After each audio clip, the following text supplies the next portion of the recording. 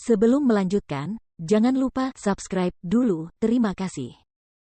Bab 163 Tuanku. Berhenti memukulku. Aduh. Lelaki berjubah biru yang terkejut itu langsung terkena pukulan tiba-tiba dari Feng Jiu tepat di matanya.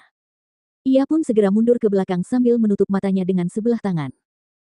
Nona muda, mengapa Anda memukul saya? Feng Jiu tersenyum jahat padanya, bukankah kalian semua menghadapi masalah dengan tinju kalian? Karena kalian menyerahkan diri kalian kepadaku, dan kebetulan saja aku merasa gatal di tanganku, kupikir aku akan memanfaatkanmu untuk menggaruk tinjuku sedikit. Tepat setelah suaranya jatuh, sosok Feng Jiu melintas di tempat dan tiba-tiba melesat maju. Melihat itu, lelaki berjubah biru itu menurunkan tangannya dari matanya dan berkata, kalau begitu, nona muda tidak boleh menyalahkanku karena bersikap tidak sopan.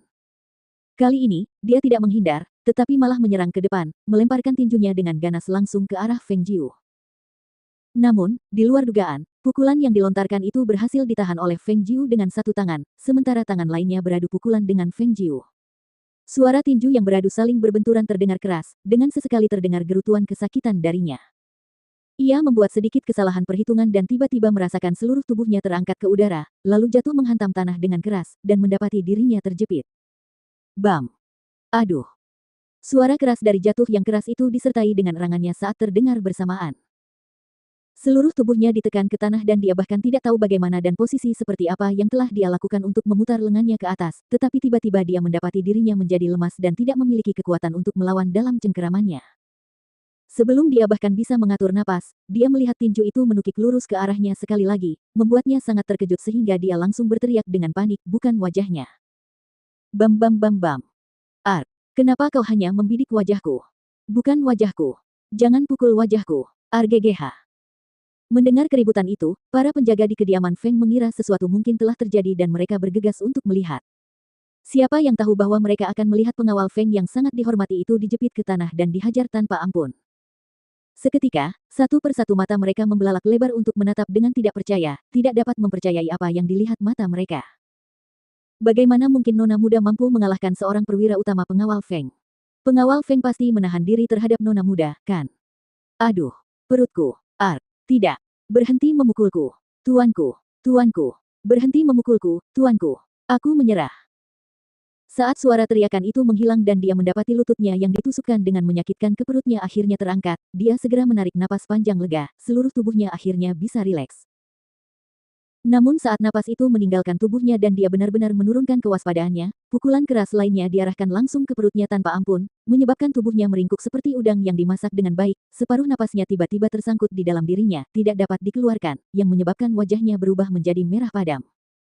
Saya telah memanggil Anda, tuanku. Mengapa Anda masih memukul saya? Feng Jiu berdiri dan membersihkan debu dari pakaiannya sambil tersenyum menatap pria yang wajahnya hitam dan biru serta tubuhnya yang meringkuk di tanah sambil berkata, pukulan terakhir adalah pelajaran gratis untukmu dari tuanmu di sini. Sebelum bahaya benar-benar hilang, jangan pernah lengah. Hanya saat kamu merasakan sakit, pelajaran itu akan melekat.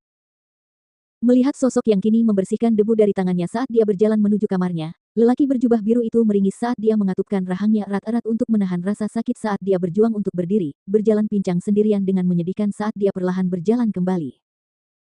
Ketika orang-orang lain dari pengawal Feng melihat lelaki berjubah biru itu berjalan perlahan dengan pincang, mata mereka semua menunjukkan keterkejutan yang luar biasa. Salah satu dari mereka melangkah maju dan bertanya dengan rasa ingin tahu yang besar, apa yang terjadi? Kalian baru saja keluar sebentar dan kalian kembali ke sini dengan tubuh babak belur seperti ini. Siapa yang melakukannya? Di istana ini, siapa lagi selain tuan tua dan kepala keluarga yang bisa menghajarmu sampai sejauh itu? Aduh, apa kalian semua tidak bisa bertanya apa-apa sekarang? Tidakkah kalian lihat aku penuh memar? Cepat, bantu aku duduk dulu, sakitnya benar-benar menyiksaku.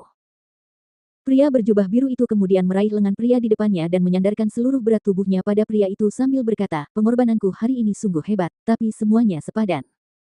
Apa yang sebenarnya terjadi?